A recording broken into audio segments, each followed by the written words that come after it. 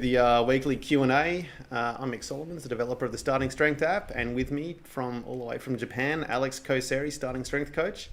How's it going? I'll be taking the position of both Rusty Holcomb and Chase Lindley. So I'm all three of us together today. Yes.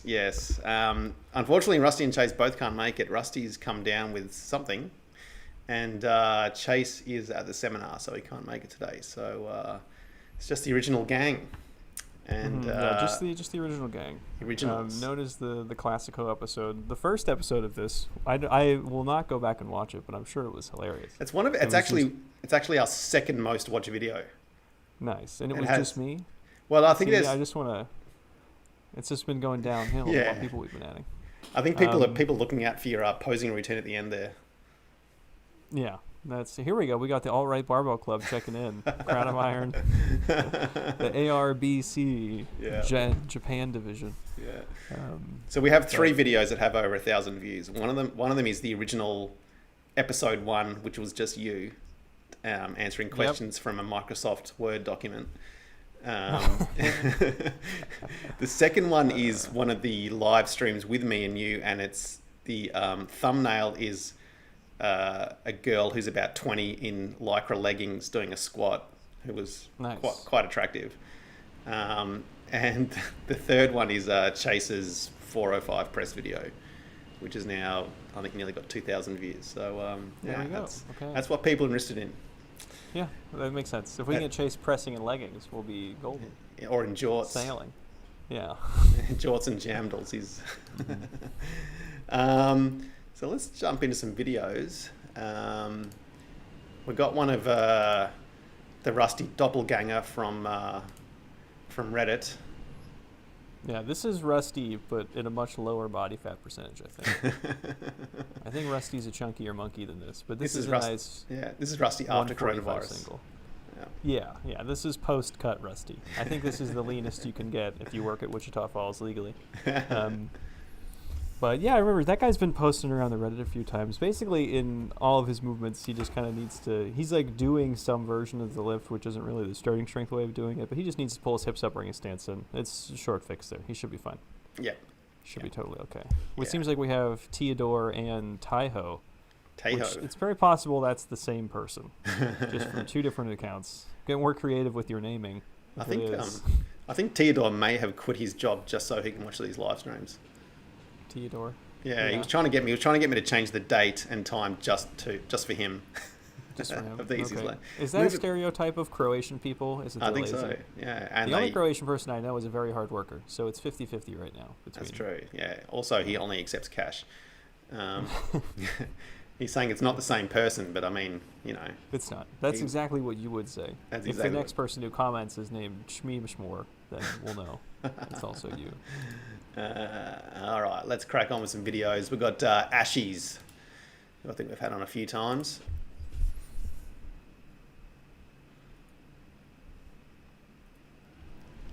Let's go Ashes. He's got his mudder t-shirt on.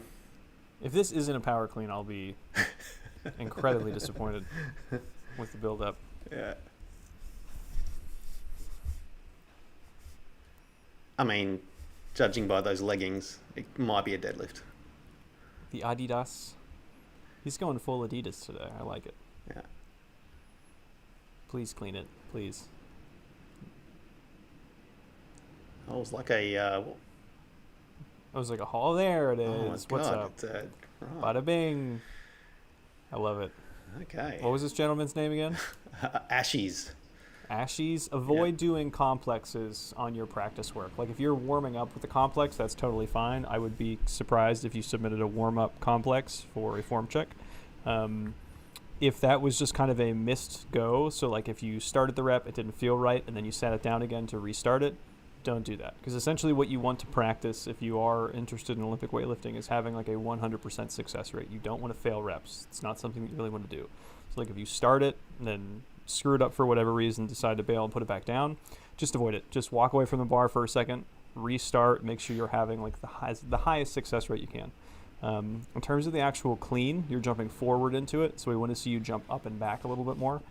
If you can, think about taking a freeze frame right at the top of the pole, and you want to be aiming your shoulders as they shrug up and behind you, and you want to be aiming your head not directly up, but slightly backwards too. If you watch some freeze frames, the bar is going to be kind of going up straight. You're going to get a little bit separated from the bar, and you'll be angled backwards. Try and pull it higher. You didn't need to full clean this, so that's why it could possibly be a warm-up for you. If you're just working on the clean mechanics, the front squat, you have it down, you have good proportions for it. I'm not worried about it.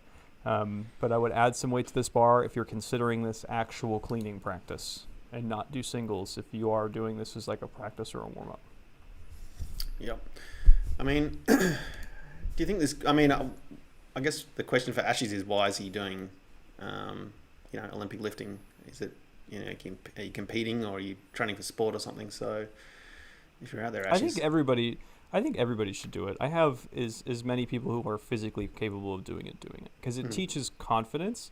But if you have people who are very prone to neuroticism, or any amount of anxiety, paralysis by analysis, whatever the hell you want to call it, the Olympic lifts are something that they can really get bogged down in, because there's so many more moving parts. And if they're coming off of, I've just been squatting, pressing, benching, deadlifting, and I feel really good about those, adding in a new thing can kind of take away from their confidence a little bit. So you have to manage that relationship pretty closely.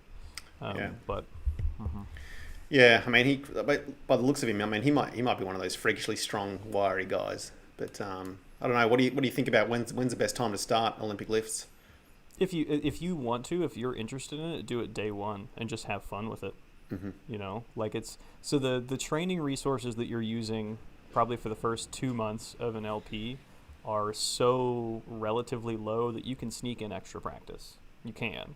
You just have to be honest with yourself, and then not be like, oh, okay, well, I did my lifts and then I spent an hour and a half in the gym doing shitty cleans, and then you just aren't motivated to go back on Wednesday, so you skip a session. If you can keep your LP compliance at 100% and you add in an extra 10 minutes of work at the end to have fun, it's totally fine. Yep. I got a few comments about that. Crown of Iron, thoughts on doing power clean and power snatch in the NLP? Power snatch, I mean, it depends. If you're a young athletic guy, go for it. If it's in your first 3 to 5 months of lifting, I would say you have so many other things to focus on that you probably can just do the standard NLP and the clean as a kind of an alternate for the deadlift towards the end of it. Snatching, I suppose you could alternate it with the power clean, but then you're not doing them frequently enough to keep the practice high, because they're technically demanding lifts. So you want to keep that technical practice high, and to do that, you either need more days in the gym. So Oli lifters are lifting 5 to 7 times a week. They could be in the gym multiple times a day just for technical work. But at the point where your deadlift can be going up 2 to 3 times a week, you need to let that be the star of the show, and then you just kind of have to fill in the spaces around it. It's entirely a time-dependent thing. I don't think you could fit both into a 3 days a week slot like a standard NLP. Mm-hmm. Yep. Jay Russo, what's up, guys? Sent a video in today. Hope to see it anytime soon. Yeah, I think I got that video in the queue. Let me just have a quick look. Old Jay Russo. Yep, we got you. There. We got you. Sneak preview. It's incredibly disappointing, everyone. Don't get your hopes up. We just lost a viewer. We can't afford to lose any, Alex. Tito Marinovic, but why NDTP? Only true starting strength fans will understand this. I think power cleans are actually part of the program, though. In phase, they are, phase 2 or phase 3, they come in. Yeah. And Tejo Affleck, I'm finished and hungover today, so the stereotype fits. I don't know what stereotype that is, but my only stereotype of Finnish people is that they're basically all autistic. So the only stereotype I have about Finnish people now is they think they're important enough to have stereotypes.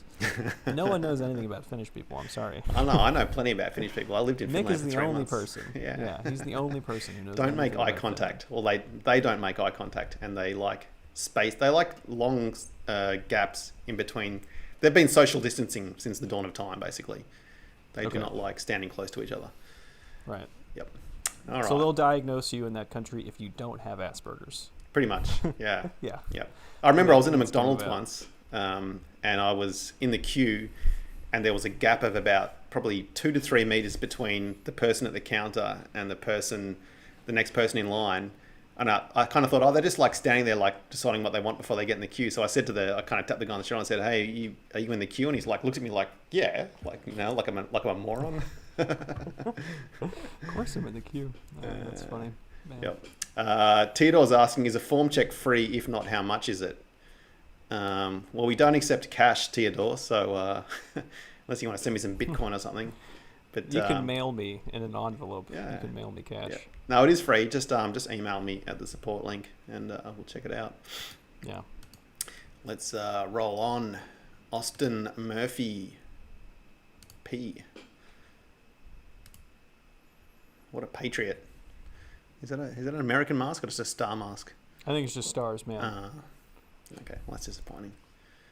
That'd be cool though if America can just like copyright all stars. Yeah. It's just our thing. There we go, you got there. What was this gentleman's name again? Austin. Austin, you started pressing this before it got out of the rack. Avoid that. So if you are attempting to do that kind of as like an accessory, it's almost like a dead stop at the bottom. Do it off a safety arm so you don't have to walk it out. You can just get under it and then just start pressing. If you're attempting this to be a strict one-arm press, you can actually give it a little bit of bounce and still have it be strict. It can just be the tiniest pop off your shoulders. But if you start it kind of hovering it in this isometric and then just attempt to turn it around, it's going to be a lot harder than it needs to be. You could probably get another 10 pounds on this bar if you gave it a little bit of pop at the bottom, even if you didn't do the press 2.0 model. And the next thing I would say is that either the grip needs to come out maybe half an inch on each side, but the elbows need to come in. So we don't want your elbows like here. We want them tucked in front of you. So you want your forearm stacked on top of your upper arm stacked on top of your shoulder. Everything should kind of be in this nice fleshy pad. You don't want everything to be outside of itself.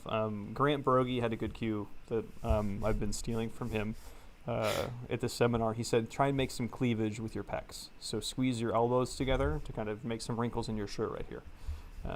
But you don't want your elbows flaring out. But otherwise, it was a pretty solid single. Pretty princess cleavage. Let's see if we can get one for every single lift. What would yours be for squat? Oh, my God. Pretty princess trying to win the beauty pageant. Oh, I think the pretty princess neck is the one for squat. Oh, yeah, that was the squat. Yeah, it is. Yeah, yeah, because people just like try to turn to this weird hunchy golem creature and then do this for some reason. They try and have a turtle neck. Turtle head. Yes. All right. Thanks, Austin. We got that one in pretty quick. B. Blake. Oh, we got some. I'll read some comments while we're watching this. But Austin, he said, thanks. Took a hell of an effort to get 130 and seeing what will get me to a plate. Probably different programming. That 130, I don't think was hyper technique limited. The closer grip, so the one that I'm talking about with the elbows forward, that's going to be so new to you that it's going to take some time to bake in. So 4 or 5 sessions for you to actually get the hang of it. And then from there, it may be time to end the LP if that's what you're on now. Yep. He's so close to that 135 though. It's a good feeling when you get it first time. Yeah. All right, what do you reckon about old B. I'd Blake? be a little bit more. I'd be more patient on the way down here. This is the rusty issue with your knees sliding forward. I think the upper back is fine. I would decrease your toe angle, get your toes a little bit more forward so your knees stop falling in. Shove the knees out harder, try and send everything a bit more back. I think tempo squats or box squats would be a good programming fix for you to slot that in once a week. It'd probably solve most of your issues. Otherwise, I think these are really solid. You're seeing a clear hip drive on the way out of it. But avoid having it kind of be in 2 steps. So if it's bouncing off the knees and then you shoot the hips up, that's not what we want. We want to take that knee bounce out and then get all of that bounce coming out of your hamstrings and your groin. One of the interesting things about this knee slide issue, I don't think I actually understood what knee slide was until a few months ago. Can you actually explain, because I know some people have sort of asked us, can you explain some of these cues and things that we talk about that are obvious to, no, I cannot. to us? I'm sorry. What is actual knee slide? What are you looking for? So I think I have a different opinion than most coaches on this. Most coaches will see knee slide first and then attempt to correct that because they think that's the actual error. I think that's it is a symptom of a problem. It's pretty rare for knee slide to be the only issue. So essentially what we're looking at is that, at the bottom of the squat, once the person is either nearing in on parallel or past parallel, the knees continue to shift forward where the hip doesn't actually get more closed, right? So as the descent is happening in the squat, the hip is closing, the knee is closing.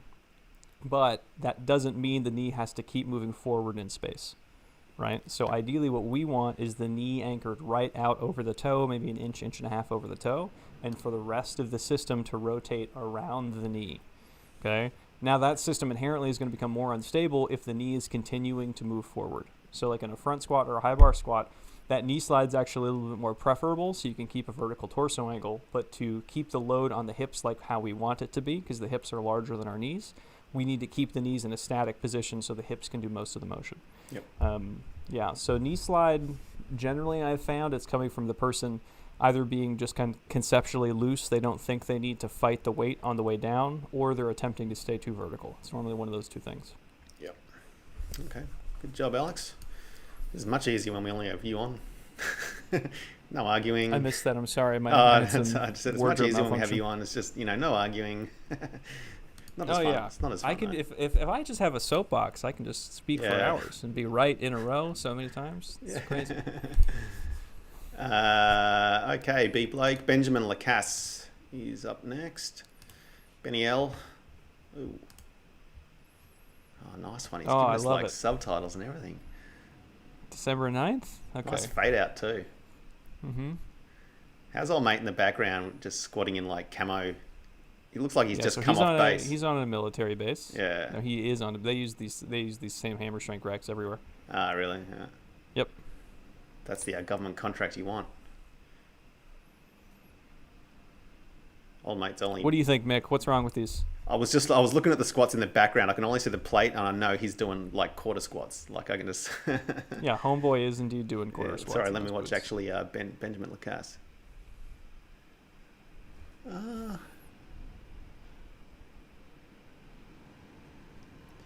He's probably going a little bit slow on the descent, I think. But besides that, I mean, these look pretty solid. Wrong. Go to wrong? hell. 100% wrong? No. No, these are definitely solid. So one of the reasons, the primary reason we care about where the head is going is because that will end up dictating the torso angle. So for most people, if they're looking straight up, they're going to try and preserve a vertical torso angle. Yep. If they look down, it'll do horizontal. This guy has a perfectly horizontal or a horizontal enough torso angle, but his head is still up. What can happen there is that if there's a mirror in front of it, it can kind of change the pacing. So people, and I'm prone to this, but if I'm ever squatting in front of the mirror, and a lot of people are, if you're squatting in front of a mirror, you're oftentimes checking different visual markers. You're not staring at the same spot, and then the descent speed can be slow, and then as you're doing that, a lot of people will rock back and forth. So he's hitting a lot of landmarks here, but he's rocking forward and backward of midfoot, and his descent speed is a little bit different every rep. So essentially the goal is just to stabilize that. I would aim to just look down right at the end of that platform, the crossbar on the back of the rack, or just turn around if you can and look at the front of the platform. And then attempt just to feel your feet a little bit more. Try and feel the balance point that you're creating. The center of pressure should be right over the middle of your foot. These are really great squats. Back extension is right where you want them. Make some friends in your gym and then teach other people how to squat, for sure. Yeah, there's a lot of dodgy shit going on all over the place in this one. This guy's doing. See if you can worm your way into making your unit PT more squatting. Yeah. All right, B Blake. Okay, no more questions at the moment. That's good. We'll keep rolling along. David Duford, deadlift. Oh, he's on his knees. Oh, nice. He's starting on the ground. Yep. Praying to Broden. Gods of iron. To start, I'd probably narrow the stance in a little bit. Yeah, these are basically straight-legged. So he has a pretty short torso, pretty long femurs, so it's more or less going to look like this, honestly. Oh, he's going for it too. He is. You have to deadlift with the motion.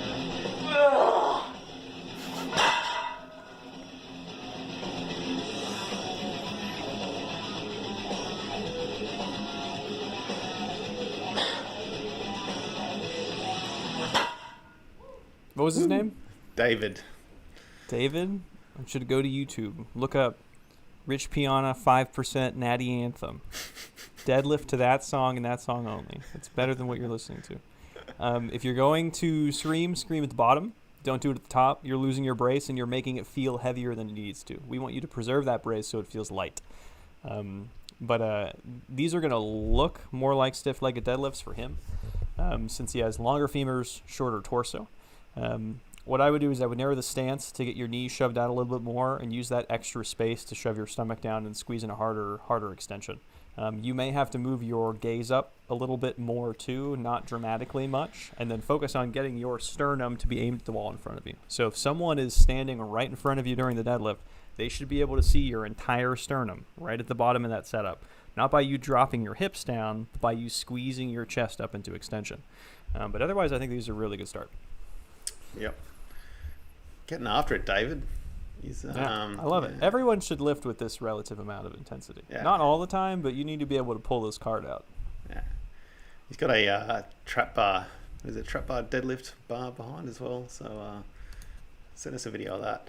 Doing some I see a safety bar too. Yeah, he's got a good home gym going. Yeah, it's very clean as well. It's yeah. We've got another video from David.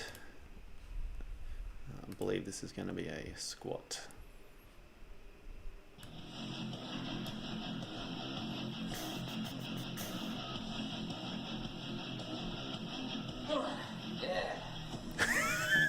There we go. Show that bar who the bitch is, David. David, you got to get a training partner to help cheer you on here. Get a family member. I don't think he needs it. I think people are just scared to go down into that basement. No, you just got to have more people having this vibe. People are too afraid to do this in public, which I don't like. Yeah, I would move the stance in. So the problem that we're seeing is that your knees are returning in probably about 3 or 4 inches on every rep. Just get your stance there so the knees aren't tempted to go in very much more than that. So like if we say, for example, if you're squatting too narrow and you're trying to shove your knees out and you notice that your knees are tracking outside of your foot every single time, widen your stance. If it's the opposite, your knees are tracking in every time, you can get away with narrowing your stance. That said, if he has a shorter torso and longer femurs, one of the ways to dissipate that femur length is by doing a very wide, very toes out west side squat. So experiment with that and then see which one you actually like more. See which one feels more natural. I would probably give it 4 or 5 sessions to bake in before you make that decision.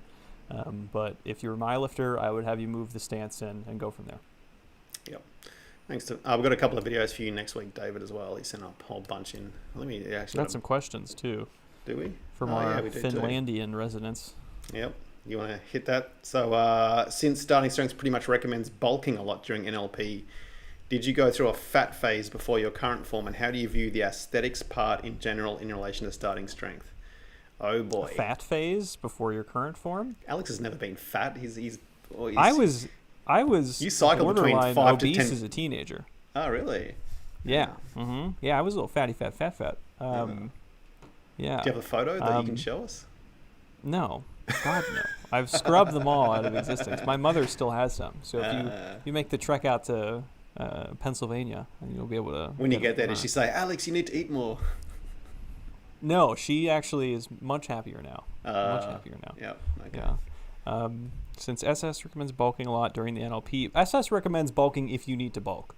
I think that's one of the things that people are kind of being a little bit silly about. If you're already fat and already fluffy, just stay at maintenance and you'll tighten up. If you've been living the bulking lifestyle for 20 years and you're like a 40-year-old guy who's 250 at 5'10 with no muscle, you do not need to be bulking. People a lot of times use the I'm burning 200 calories lifting weights in the gym as an excuse to go hog wild. You do not need to. If you read the books, it will very clearly tell you that if you are overweight, do not bulk, because you're just kind of digging a deeper hole for yourself.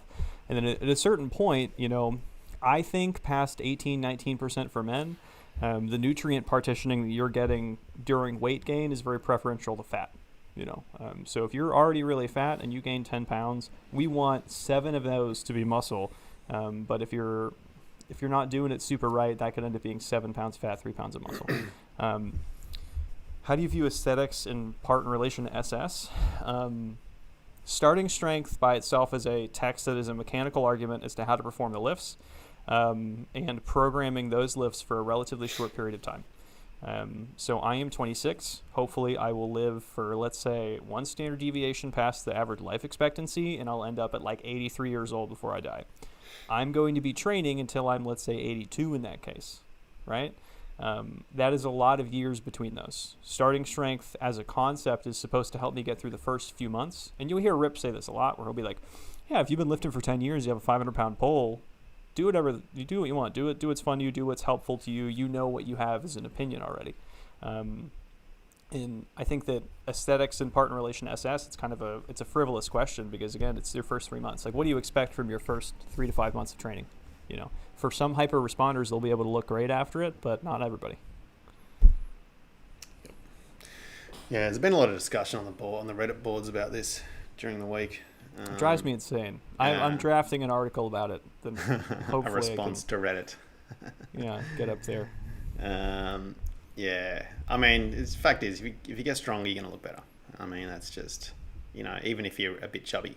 So I don't know.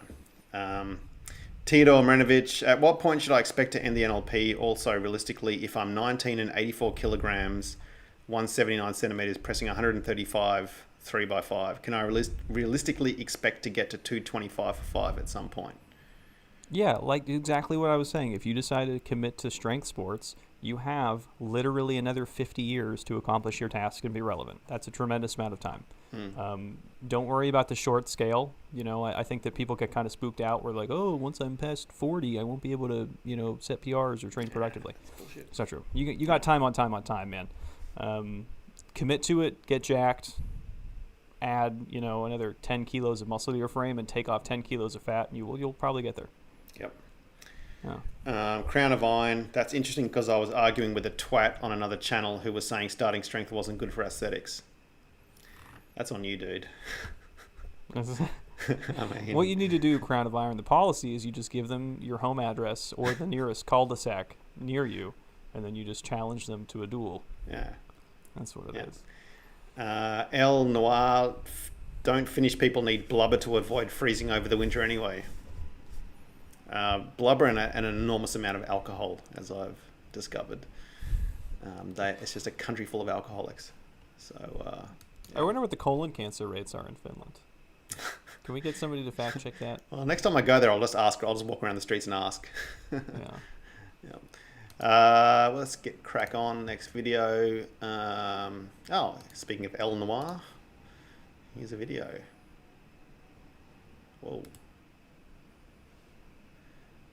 I'm thinking Elle's like, I was watching this video before and I was like thinking, I think Elle is about to head out for a night out and she's just like, getting her pump on before getting out there. Get some presses in? Yeah. I've gotten a bicep curl before going out before. I bet you have. You do that before you go to the supermarket, don't you? I got to warm up to hold all those groceries. I've actually curled shopping bags just walking back to my apartment just for the hell of it.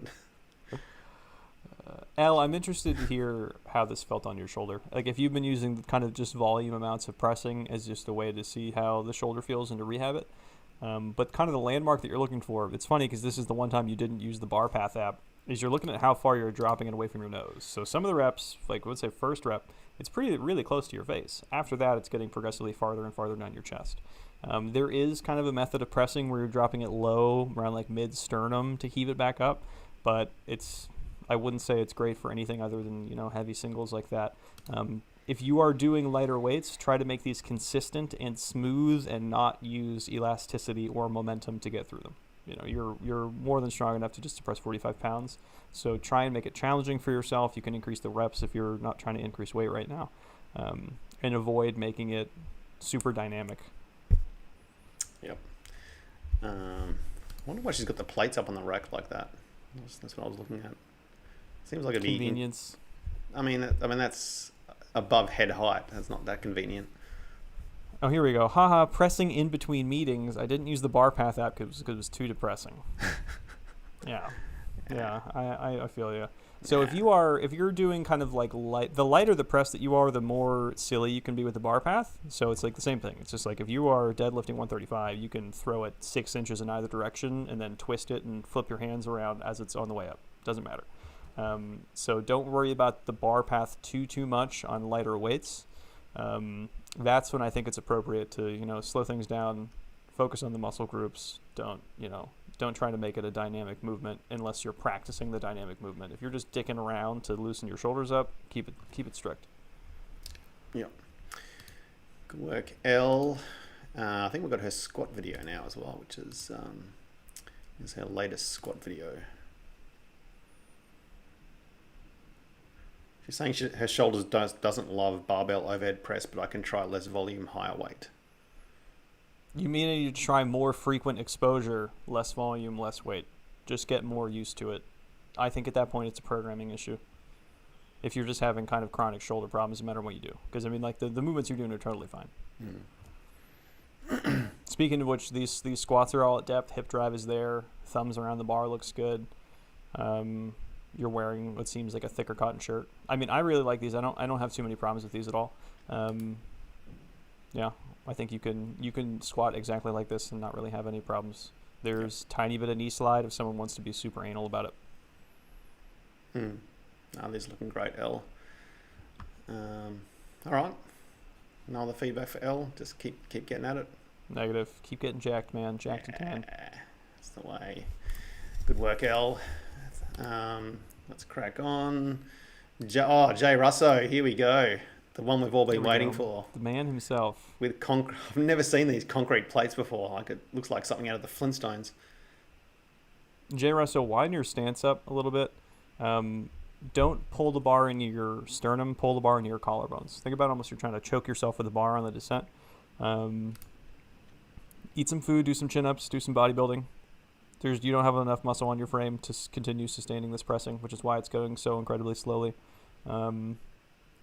I would be interested to see what your bench is. If your bench isn't like 180 something right now, you need to get your bench up before your press is getting up, because these are just slow through and through, man. Got to speed everything up. I'm going to hazard a guess here and say Jay Russo is in Australia, in either Melbourne or Sydney. Why are you guessing that? What are the context clues? Well, it's the... because he's not muscular? Is that why? Yeah. Well, he's wearing shorts. There's a fan going on, which means he's in the southern hemisphere. It's summer where he is.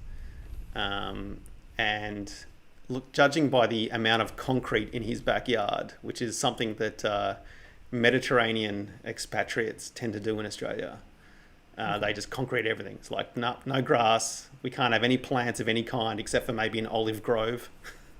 Okay. I'm going to guess he's from Brazil. I'm just going to go other way. Really? That's true. Yeah. Yeah, it could be. Mm-hmm. Yeah. Hopefully he's in Brazil. Let us know, Jay Russo. Brazil. This is... Let us know what you're doing, man. Yeah. Put a lot of pounds of meat on your upper chest, deltoids, and triceps, and revisit this. Mm-hmm. Yep. All right, there we go. Got through Jay Russo, finally. Next up, we have Nicholas 0101.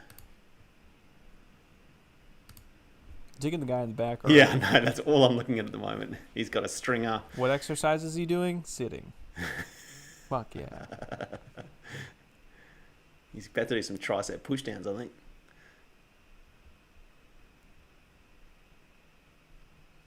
All right, my man, we do not want you bouncing the bar in between reps. For a number of reasons. The first one was just consistency in general. Depending on the platform you're in, depending on the plates, each bar is going to bounce and behave a little bit differently. And then we want each lift to be as consistent and replicable as possible.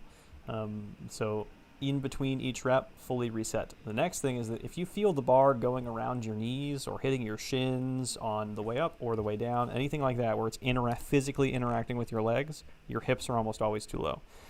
What you want to think about is the bar being able to touch your pants. It should touch your sweatpants, but not your skin. You want it really close to you, but not so much that it's just banging into your legs. So at the start, I would say, send the hips up as much as you can. Look up. I'd probably turn around because I think there's a mirror in front of you. But look up maybe 12 to 15 feet in front of you, and then go from there. These are still really light, so it's a warm-up. We don't know what your form is going to look like when it's super heavy, but what we can say is pick the hips up, get your legs out of the way, move your gaze up. I think I saw these on Reddit. I think I did. I could be hallucinating. I would say just to honestly just rewatch the Starting Strength How to Deadlift 5-step video. Yep. Read the book, watch the video. Read the book, watch the video, do some chin-ups. Yeah, get on that tricep push-down machine after old mate. And Yeah. Okay. Thank you very much, Nicholas. Rasul. I've had this guy a couple of times. No Olympic lifting. No dropping of the weight above knee level. Yeah, we can read. Don't worry about it. We're pretty good at it. Yeah, my man. So you're pulling on your heels. So what we're seeing here is that you're setting your back in extension. You're just dealing with the fact that you have long femurs and a short torso, And then as soon as the pull actually starts, everything is shifting backwards at the same time. Think about keeping your armpits, not your shoulder, not the front of your shoulder, but kind of the bottom of your armpits over the bar, right? So if the arm is hanging perfectly vertical, straight up and down, we know that you're too far backwards. That arm needs to be hanging forward, and your shoulder needs to be a little bit in front of the bar. If you just have someone, as you're getting set up, take your hand, put it on your shoulder and then one on your hip, and physically just shove you forward a little bit, you'll be able to feel that balance point, but we need you a little bit more on your toes rather than pulling onto your heels. I would keep doing what you're doing for your working sets. If you're only doing one top working set a week, but then try to make these adjustments during your back off sets, during your volume days. You'll need to practice this with a lighter weight to get it. If you just try to jump into it with your top set, you're going to go back to doing the same exact thing you were doing before. So shift the whole system forward, keep your hips a little bit higher. Yep. I wonder if he cut off the video at the end there because he actually did drop the bar from above his knees. That could be it. Yeah, he didn't want to capture his cardinal sin. That's right. Yeah. Mm-hmm. Jay Russo, he said, "Thanks, guys. Got roasted, but my shoulders are very small. I'm very near Brazil. Haha.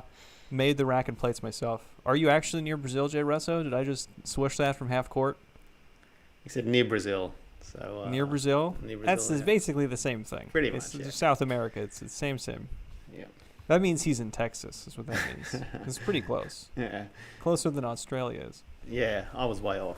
But to be fair, though, there's a lot of houses in Australia that look like that. So anyway, yeah. I've got Southern Hemisphere right, so that's something.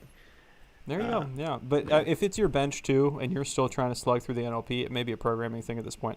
You can try to go with aggressive weight gain, but depending on your history, that may or may not go well for you. So. Yep. Cool. Thanks, Rasul. I got a couple of videos from Mr. Stigsrud, who we've had on a few times before. Looks like he's I just remember the shirt. Yeah. Narrow your stance up, man. I would not.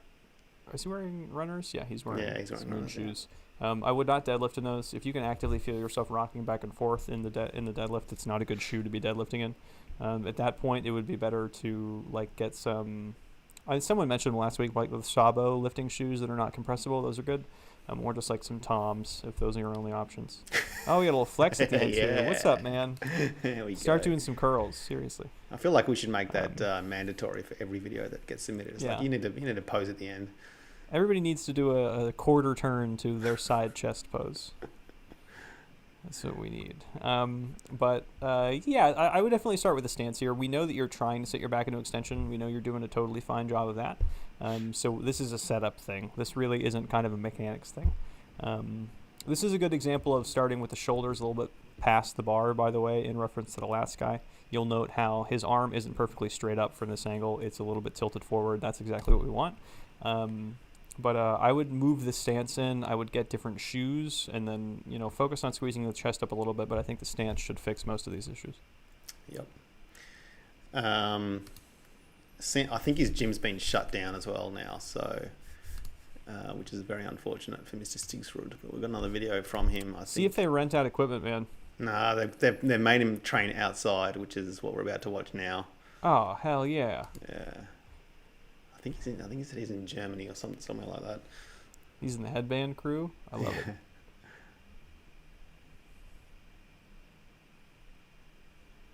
I would start with the wrists here, honestly. So what you'll notice is that when people have really, really backwards bent wrists, like to this degree that I'm doing right here, their touch point tends to get lower and lower and farther away from their body, because it's very hard to kind of gauge the bar's distance to your face when you also are now incorporating this extra segment that you don't need to. When your knuckles are pretty straightforward, you can rail that thing right near your face. I would start with the grip. If you're cleaning this up, you may have to adjust it on your shoulders. So if you're in your front rack grip on your clean, pop it up with your quads, catch it in your press grip. If you're saying that's really athletic of a thing to do, congratulations, you're trying to do something athletic. It's hard. But you may need to resettle that on your front delts, pop it up a little bit, and then catch it in the press grip. Watch some Olympic lifting. They'll do it all the time. It's not super hard to do. It just takes a while to get the hang of. Once you can fix the grip, think about pulling it into your collarbones, not down to your middle of your chest. Okay, try and drop it right into your collarbones. But otherwise, respect, salute to those of you who are lifting outside. Yeah. And I appreciate the color coordination. The headband is also blue. That's pretty dope. Thank you very much, Mr. Stig Srud. That's all the videos for today. I've got another question from Crown of Iron. If you stall on upper body work, but are continuing to progress on squats and deadlifts in the NLP, is that the time to start intermediately periodizing upper body lifts? I think the word periodizing has been forever tainted by those in academia. Everything is periodizing. So even things on the NLP could be argued are periodized. Don't think about it like that. I wouldn't say that as soon as your upper body lift stalls that you're like, okay, well, I need to do my hypertrophy block, then my strength block, then a pivot week, then an actualization block, and then I can finally peak. You do not need that level of complexity. Think about it kind of as extending your timeline out. So rather than increasing from workout to workout, you're aiming for weekly increases and just making the changes that you need to make at that time to get the next increase, while also facilitating further growth. You can definitely keep the squats and deadlifts on the NLP while you make the upper body lifts more complex. Yeah. Yep. Pinecone King just submitted a video. Any chance you can get it on? Well, let's have a look. I assume... Let's see if we can get this on, Alex. You want to chat about something while I download this video? Oh, wow. We got an email from Dominic Yanger. He's a member of the Yang Gang, apparently. Oh, is that Pinecone King? It could be. It could be Pinecone King. Yeah, I remember it. Hopefully it is actually Andrew Yang. That'd be great. Celebrity guest appearance by the man of math himself. Yeah.